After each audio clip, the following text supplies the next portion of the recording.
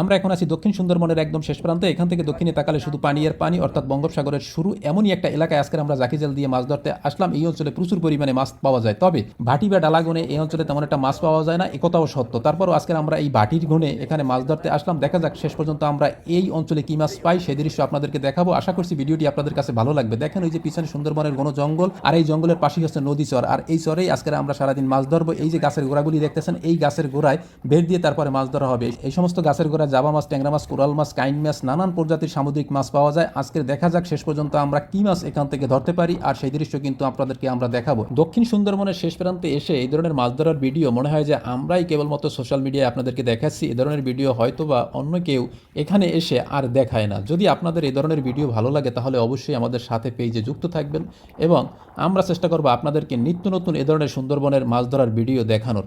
সবাই ভালো থাকবেন, সুস্থ থাকবেন, আমাদের পেজের সাথেই থাকবেন। তাহলে ভিডিওটি শেষ পর্যন্ত দেখুন।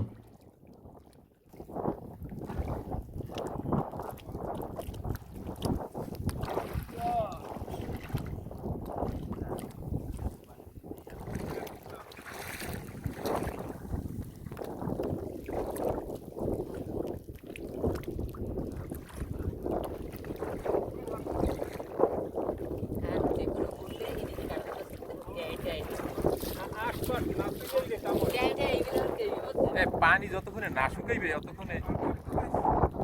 ততক্ষণে হবে না।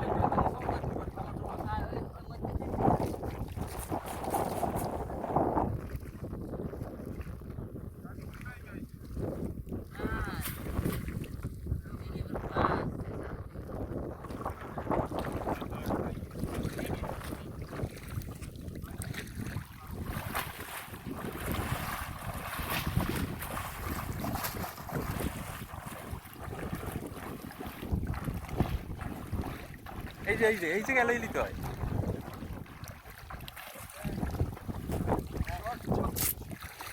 মাছ কি মাছ আইছে? মাছ তো আমি দেখতেছি আইছে না, এই জালে কোনো মাছ তেমন আসে নাই, যা দেখা যাইতেছে চিংড়ি মাছ।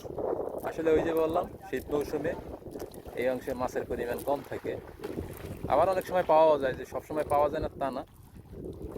সুন্দরবনের এই অংশে মাছের কোন আছে, অর্থাৎ মাছের কোন ছাড়া মাছ পাওয়া যায় না। যাই হোক, আজকের কেমন কোন জানি না, জেলেরা বলতে পারবে। আমরা দেখতেছি, আমাদের চেষ্টা অব্যাহত আছে মাছ ধরার জন্য। সারাদিন আমরা এখানে মাছ ধরার যে কার্যক্রম, সেটা আমাদের কার্যক্রম চলতে থাকবে।